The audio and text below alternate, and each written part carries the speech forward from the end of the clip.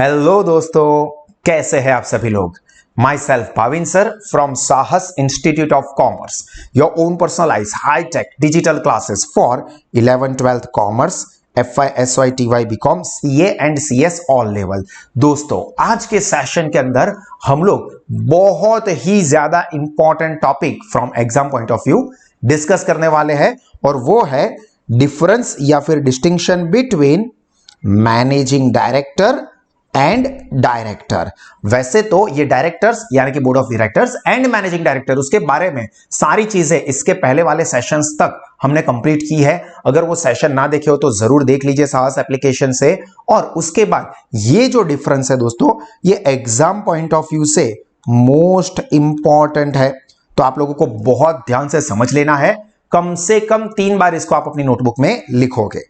चलिए, सबसे पहला अपॉइंटमेंट। तो मैनेजिंग डायरेक्टर को अपॉइंट कौन करता है? तो managing director is appointed by board of directors and decide the term and condition. Mean क्या याद रखना है?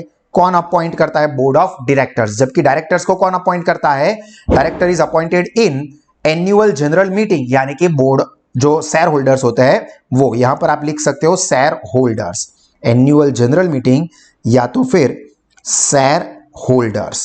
तो अपॉइंटमेंट कौन करता है? तो managing director is appointed by board of directors and board of directors या तो फिर directors are appointed by share holders. ये आपको डिफरेंस में लिखना है।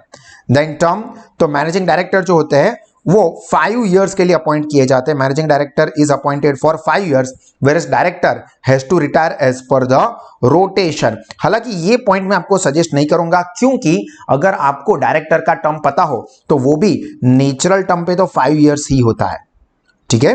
हाँ, वो रोटेशन के थ्रू रिटायर होते रहते हैं सीनियोरिटी के हिसाब से। ये सारी चीजें हम लोगों ने स्टडी की हुई है।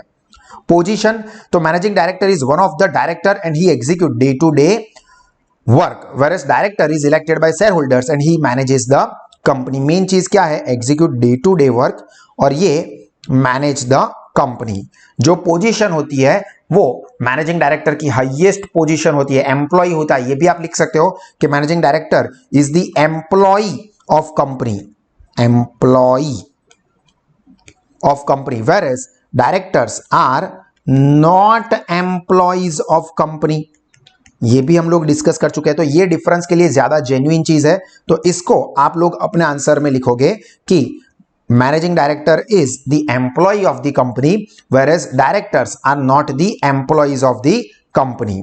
देन कंपल्सन, तो appointment of managing director is not compulsory. आप मैनेजर को भी अपॉइंट कर सकते हो, बल्कि जो डायरेक्टर्स है उनकी अपॉइंटमेंट कंपलसरी होती है। तो appointment of director is compulsory. देखो 4 पॉइंट हुए। सबसे पहला तो अपॉइंटमेंट मैनेजिंग डायरेक्टर का बोर्ड ऑफ डायरेक्टर्स करते हैं, जबकि डायरेक्टर्स का अपॉइंटमेंट करते हैं शेयर होल्डर्स। फिर टर्म 5 साल की होती है, तो ये डिफरेंस के लिए इंपॉर्टेंट नहीं है।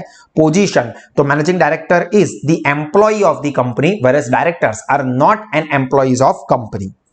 कंपल्सन, तो मैनेजिंग डायरेक्टर को अपॉइंट करना कंपलसरी नहीं है, तो it is not compulsory to appoint managing director whereas it is compulsory to appoint director.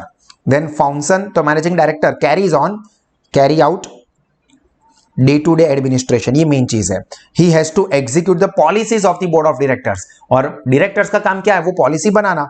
Does not carry out day to day administration but decide the policies of the management. तो board of directors यानी कि directors, उनका काम क्या होता है? To decide the policy, management policy. जबकि managing director का काम क्या होता है? वो पॉलिसी को इंप्लीमेंट करवाना। देन कंट्रोल, तो managing directors functions under the control of board of directors, under the control of board of directors. जबकि इसके अंदर होता है board of directors is independent, ठीक है। उनके ऊपर कंट्रोल, हाँ, शेयर होल्डर्स का तो रहेगा ही, क्योंकि शेयर होल्डर तो ओनर है। या आप ये भी लिख सकते हो कि कंट्रोल ऑफ, या तो इंडिपेंडेंट लिखो या तो कंट्रोल ऑफ शेयर होल्डर्स, क्योंकि जो भी मैनेजिंग डायरेक्टर काम करते हैं उनको परमिशन लेनी होती है एनुअल जनरल मीटिंग में, यानी कि शेयर होल्डर की जनरल मीटिंग में।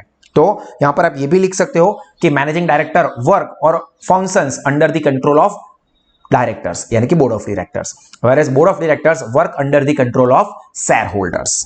देन कॉम्पेंसेशन, तो ऑब्वियस सी बात है कि मैनेजिंग डायरेक्टर ये कंपनी का एम्प्लॉय है, तो managing director can be paid compensation on termination, ये तो कॉम्पनसेशन है, रेम्यूनरेशन का भी एक लिख सकते हो, तो यहां पर मैं लास्ट में ऐड करवाऊंगा रेम्यूनरेशन,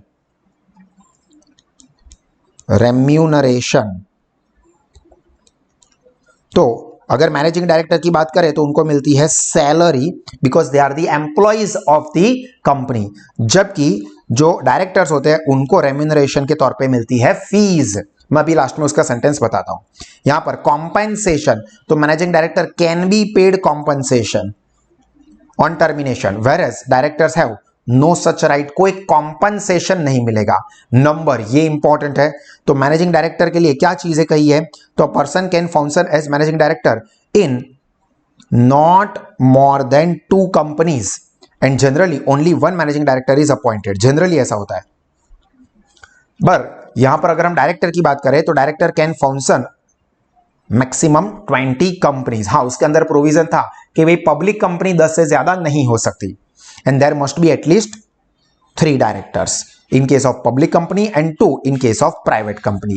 तो नंबर में क्या याद रखना है कि एक पर्सन मैक्सिमम 2 कंपनी में मैनेजिंग डायरेक्टर बन सकता है, जबकि अगर हम लोग डायरेक्टर की बात करें तो एक पर्सन 20 कंपनियों तक डायरेक्टर बन सकता है। और नंबर ऑफ डायरेक्टर्स कितने होते हैं, तो पब्लिक कंपनी में मिनिमम 3 और प्राइवेट कंपनी में मिनिमम 2 डायरेक्टर, और नॉर्मल केस में मैक्सिमम नंबर्स होते हैं 15। ठीक है। रिटायरमेंट, तो managing director retires after 5 years, retires after 5 years and he is eligible for reappointment, whereas 1/3 of the 2/3 director retires by rotation and they are also eligible for reappointment। तो ये भी इतना ज्यादा इंपॉर्टेंट डिफरेंस नहीं है, but ये आप लिख सकते हो remuneration given to managing director is called salary, whereas remuneration given to the directors is called fees। Clear. तो ये 10th नंबर का जो पॉइंट मैंने आपको बोला वो आपको लिखना चाहिए। तो टोटल 10 पॉइंट दिए, 2 पॉइंट मैंने कैंसल आउट करवाए, एक ये 9 नंबर का और एक 2nd नंबर का, जो कि इतने ज्यादा इंपॉर्टेंट नहीं है, वो ज्यादा कुछ डिफरेंस दिखाते नहीं है। तो इसके अलावा के सारे पॉइंट्स आप बहुत ही ध्यान से कम 2-3 बार पढ़े और अपनी नोटबुक में भी 3 बार इसको लिख दीजिए।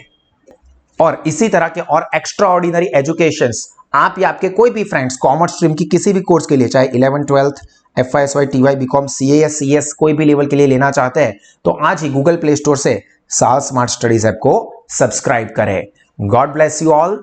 जय हिंद।